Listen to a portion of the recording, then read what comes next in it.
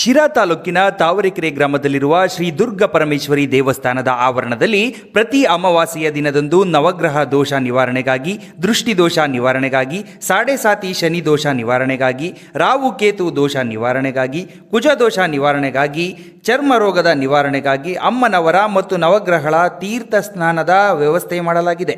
ಭಕ್ತಾದಿಗಳು ಸಕುಟುಂಬ ಸಮೇತರಾಗಿ ಆಗಮಿಸಿ ಶ್ರೀ ದುರ್ಗ ಪರಮೇಶ್ವರಿಯ ಜಗನ್ಮಾತೆಯ ಆಶೀರ್ವಾದಕ್ಕೆ ಪಾತ್ರರಾಗಿ ಎಂದು ದೇಗುಲದ ಸಂಸ್ಥಾಪಕರಾದ ಶ್ರೀ ಸೋಮಸುಂದರ ಶಾಸ್ತ್ರಿಗಳು ತಿಳಿಸಿದರು.